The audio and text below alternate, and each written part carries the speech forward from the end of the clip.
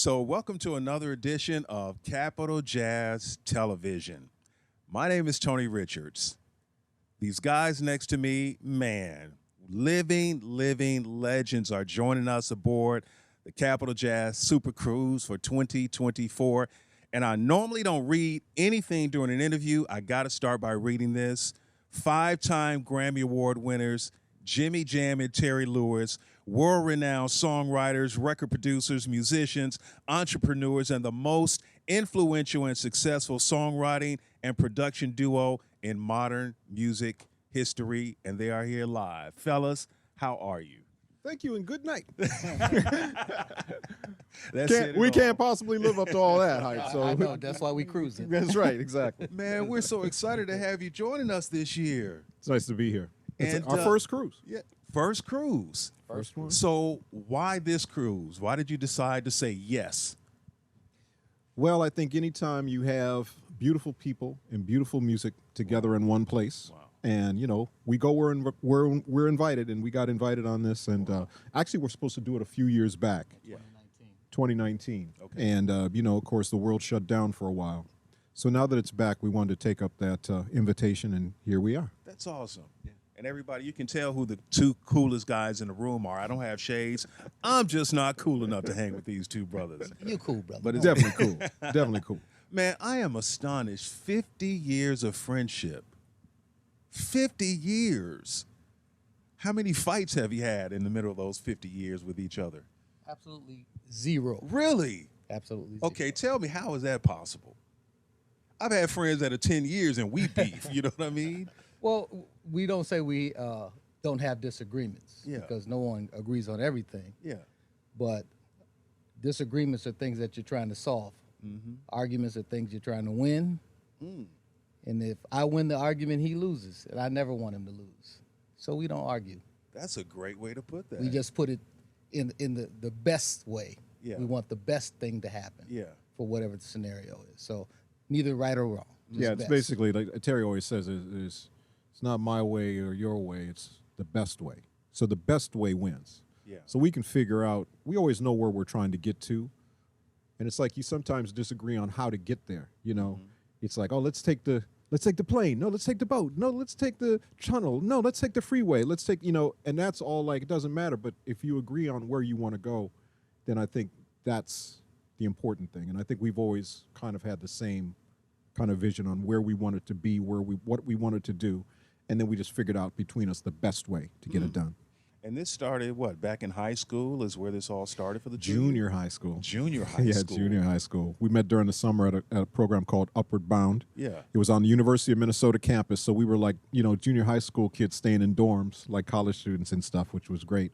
And at the end of that summer, Terry said, let's put a band together. Wow. And I was a drummer at that point in time. At least I thought I was.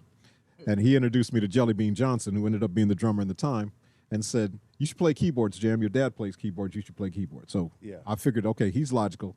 And I started playing keyboards. So Terry was the one that got me into keyboards. So Wow. Yeah, What that was was it it. about Terry that made you like, this is my boy right here now? I'm going to tell you, it was love at first sight. We were checking into the dorms. Terry was sitting on his bed in his dorm playing a red, black, and green bass. Nation time, baby. And he was playing Kool and the Gang on the bass, like Kool and the Gang bass part. And I was like, oh, this brother knows Kool and the Gang. I got to get to know him, And that was it. It was like love at first sight for me. Wow.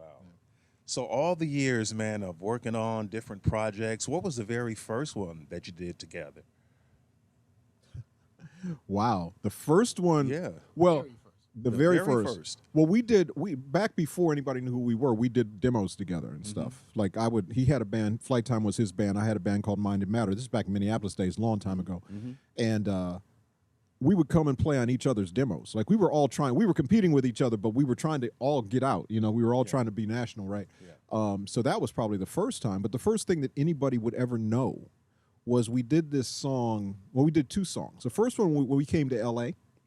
and got in the studio, I think they paid us like $500 in Golden Bird chicken. That's too much. Is that too much? It was $250. Oh, 250. Oh, so we split 5. Yeah, we split. No, it's just 250. It was 250 between us. It's 250 between Oh, us. man. Enough to buy some chicken. That's a Yeah, buck yeah, 25. we went to yeah, go, it's yeah. $1.25. We just need to buy some food. Golden Bird chicken 4-piece special. Wow. That's right, with a strawberry. With strawberry. Yeah. Strawberry so, soda. So we did that, but that record, and interestingly enough, as we just celebrated the 50th year of hip hop, first record we did was a track for Ice-T called Cold Wind Madness, or the Coldest Rap. That was the first one we did. And then the very next day, in that same studio, I think we did a song that ended up becoming, and I'll sing a little bit, but forgive me, that song that goes, I can't stand it, you can't stand it, Yeah. is this Yeah. the way I pass? So we did the track to that. Okay. And that was, what was that dude's name? The rapper. I can't remember the rapper's name. The girl, Kim Ball, was the girl that Kimberly sang. Ball, I yeah. remember her. Yeah, the original record was Young, High, Strong, Full of Fun. Well, that was Yeah, what Cold Coldest Wind Rap Madness. ended up being. Okay. Yeah. Yeah, And and Bad then Times was. that was just a groove. We just Yeah, laid but it was down. just a groove. But a rapper actually rapped over it. But the funny thing is that the DJs never played the rap side. They always flipped it over to part 2 and played just the girl singing, who was amazing, Kimberly Ball. She was amazing. So those were literally the first 2 records we did when we got to LA. Who does more of the songwriting, the lyric writing, and who does more of the music? Or is that a total combination always? It's just a combination, but I tend to do a little more of the music. Terry tends to do more of the lyrics. And Terry's like the greatest lyric writer ever. Thank So you for that, Jimmy Jam. Props I don't to know you, if I'm the T. Props greatest, to but he's my most favoritist. well, yeah, because I'm not a big talker, so it's easy for me to put lyrics into a short, condensed concept. So I don't like too many words. Words get in the way. Yeah. And I always say that it takes me a paragraph to say what he can say in a sentence.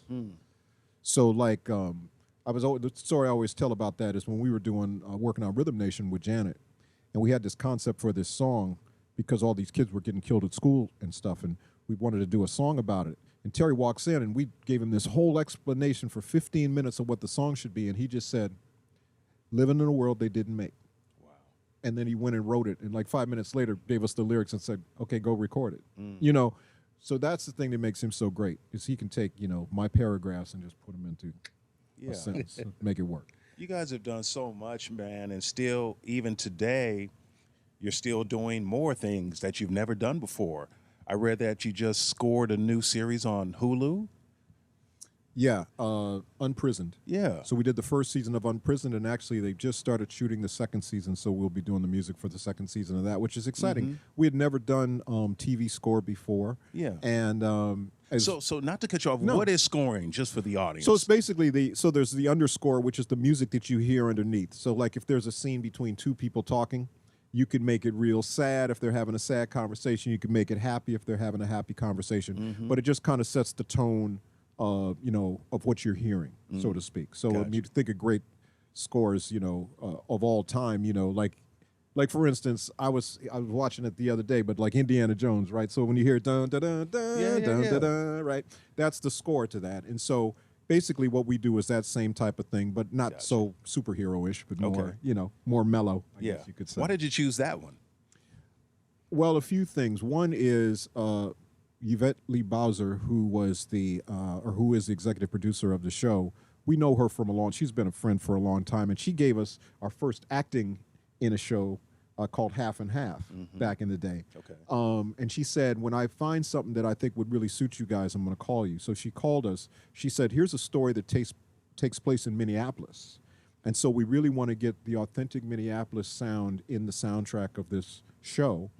And after we met, and it didn't hurt that Kerry Washington and Delroy Lindo are the stars of the show. That didn't hurt. Yeah. So knowing we'd be writing music for their characters was also pretty cool. Gotcha, So gotcha. yeah, all Man, of I that. could talk to you guys for hours, but we literally have minutes here. Yeah. Any new project coming out? How about Jam and Lewis Volume 2? Or is that still in the works? It is definitely in the works. Okay. We're really excited about that. And we have just a ton of things that we're working on. We've also been dipping our hat into the storytelling side of documentary work. So there's a Jam and Lewis documentary that will be on the way soon, but we're also nice. talking with the people that we wouldn't exist without them, who's Gamble and Huff. We're talking about doing a documentary about Yeah. them. Yeah. And actually the Mighty Three, because Tom Bell is included in that also. So Got you. doing that. So just a lot of fun, a lot of fun musical things. The new Yolanda Adams record that we're working on. Mm-hmm.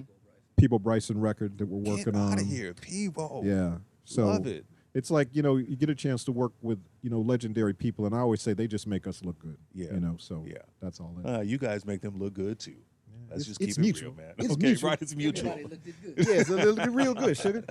Ladies and gentlemen, the two coolest guys aboard the Capital Jazz Super Cruise, my boys, Jimmy Jam, Terry Lewis.